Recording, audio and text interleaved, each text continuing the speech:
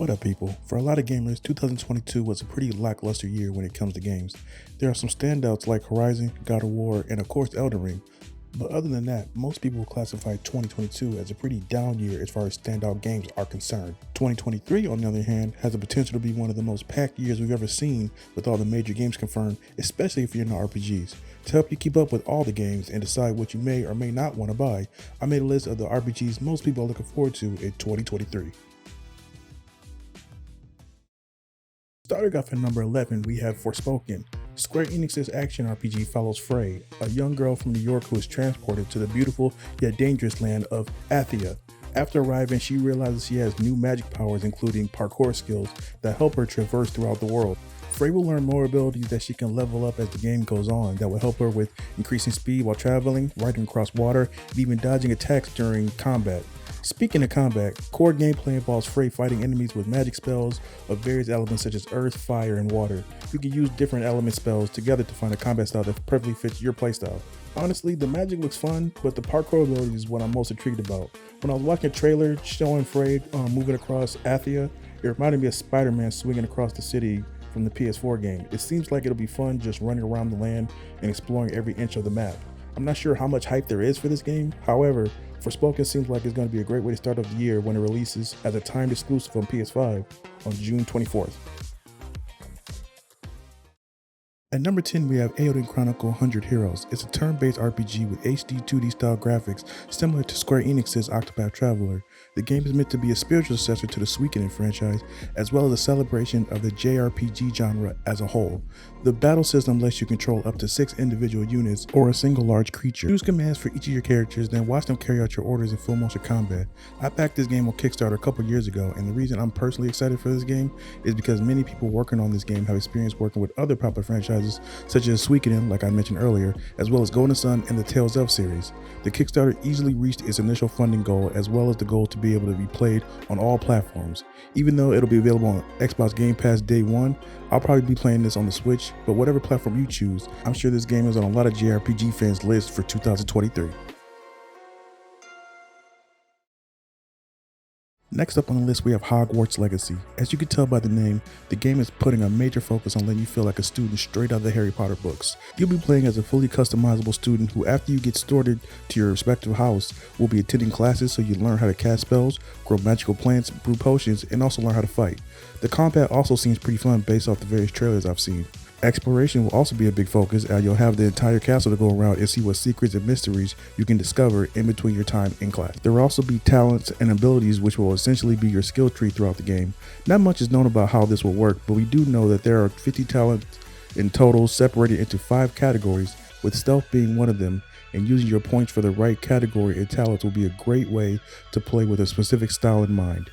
Even if you're not a big Harry Potter fan like me, I still think this is a game that will pique your interest when it releases on February 10th. There hasn't been a new Diablo game since the third game came out in 2012, so it makes sense that many people are looking forward to Blizzard's next entry into the franchise. One of the major changes being introduced to the series is that it's going to be an open world game and will have over 150 dungeons and locations for you to explore. There will be 5 classes to choose from, which include Barbarian, Sorceress, Druid, Rogue, and Necromancer.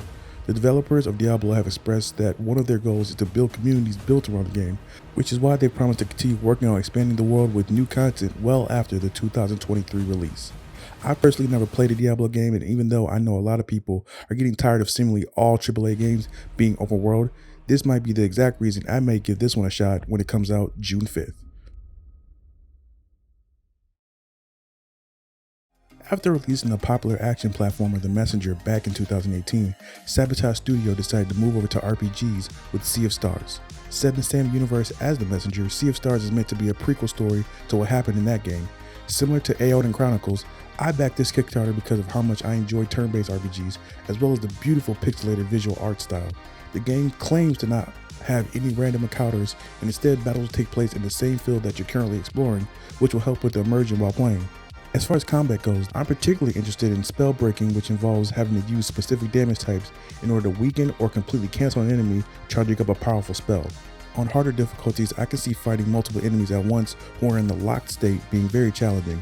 The Sea of Stars Kickstarter blew past all of its goals, and it'll be released on all platforms except Xbox, I believe.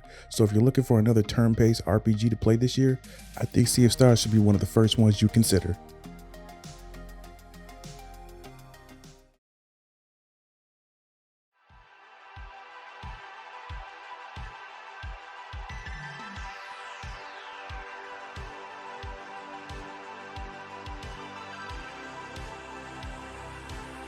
With over 3 million copies sold to date, the success of the first Octopath Traveler I feel is the reason other games such as Triangle Strategy and Eiyuden Chronicles got the greenlit to be made.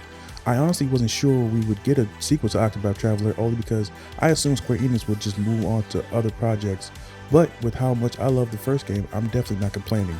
I'm also happy some of the issues people have with the first game are being addressed. One of the biggest complaints people had, myself included, was how characters in your party had little to no interaction with each other outside of a few cutscenes here and there. Thankfully, the sequel promises to address that with more cutscenes as well as adding new features such as day and night cycles, multiple path actions, and new finishing moves referred to as latent power. Even though I didn't finish the first game, I remember saying that if they fixed a few issues such as lack of character interactions and unnecessary grinding, the sequel would be pretty much perfect for me. And with what has been released about the game so far, my opinion doesn't seem too far off.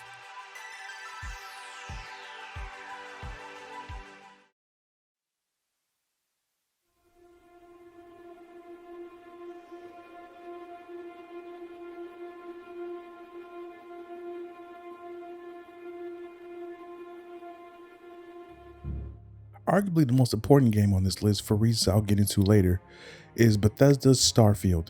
After being announced at E3 all the way back in 2018, fans have been eagerly waiting for the next series for the makers of the popular Fallout series. What has fans excited is the freedom you appear to have throughout the game. Character customization, deep weapon crafting, and building various outposts across planets will be available for players, but apparently you'll be able to build, customize, and fly your own spaceship as well. Bethesda has also been heavily promoting exploration with the ridiculous number of planets you'll be able to visit, which I believe was said to be around 1,000, which is insane. I'm a little skeptical of how vastly different all the planets are going to be, but I'm choosing to be optimistic about it because I really want this game to come out amazing. Earlier I said this is arguably the most important game on this list, and the reason I said that is because with Xbox's lack of major first-party titles in 2022, Starfield has to be a success, or hardcore Xbox fans or gaming fans in general will start to question whether Microsoft will produce any critically acclaimed exclusives this generation. But like I said, everything I've seen so far of Starfield looks promising, so I can't wait to play it on Game Pass.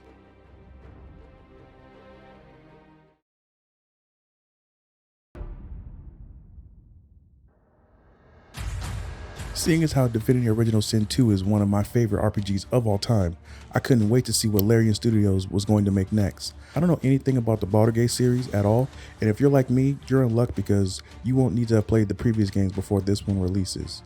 One of the things that's talked about is how the race you pick for your character plays a vital role throughout the entirety of the game and will be a determining factor of where you're from, what you know, and how others perceive you. So far, there are 10 races in total with promises to be more once the final game is released. Choices, and more specifically consequences, of your choices will be a major part of the game as well. The senior writer of the game really emphasized how the game is very reactive to the choices you make and how there will be quests and stories based solely on the decisions you've made thus far during your playthrough. The beta released a little over 2 years ago, and because I want to go in blind, I haven't looked up as much info on this game as I have with the others on this list. But from the little I've seen and read about, this will definitely be one of the biggest games to come out in the summer when it gets its full release in August.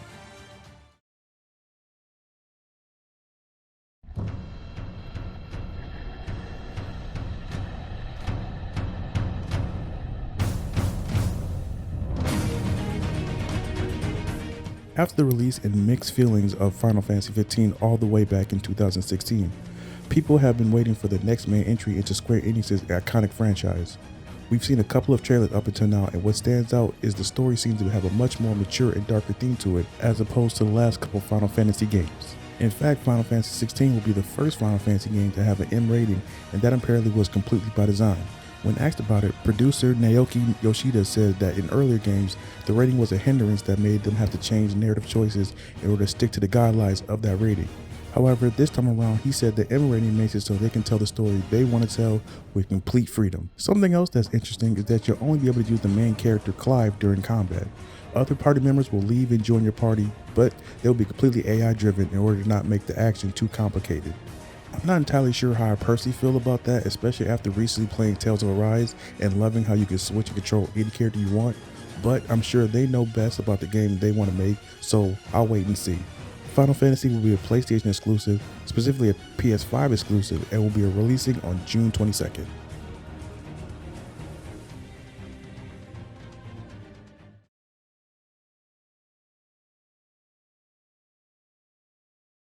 Like so many others, Three Houses in 2019 was my first introduction into the Fire Emblem franchise. It was the game that essentially got me into the strategy RPG genre, so when Fire Emblem Engage was first announced during the Nintendo Direct, it was easily the highlight of the showcase for me.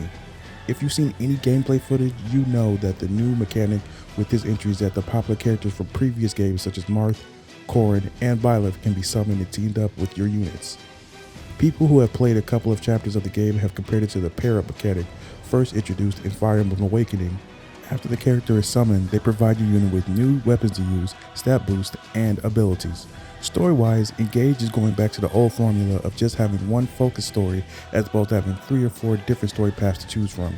As much as I love Three Houses, one of the biggest issues I had, other than the inconsistent frame rates, was the variety of maps or lack thereof. Throughout my time in the game, if it wasn't a main chapter battle, I'd feel like I was playing one of the same 4 or 5 maps for all the side quests, which made the game feel much more repetitive. If they could fix that and give me a compelling story, I could see Fire Emblem Engage becoming my favorite Fire Emblem game when it comes exclusively to the Nintendo Switch on January 20th.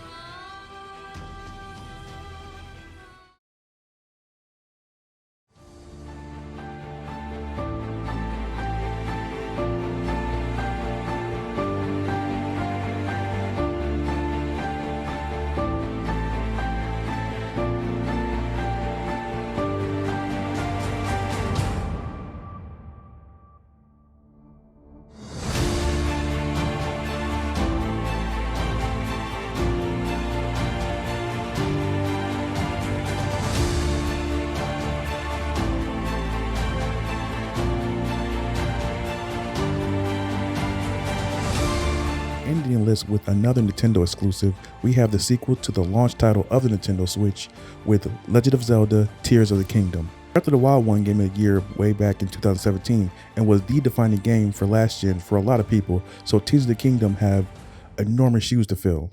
Outside of some visuals for 3 trailers we've gotten, nothing else of significance has really been shown for the game. It was originally supposed to release in 2022 but got pushed back, which I personally don't mind because with a game of this magnitude, I want them to have all the time they need to make it the masterpiece a lot of Zelda fans are expecting when it's released on May 12th.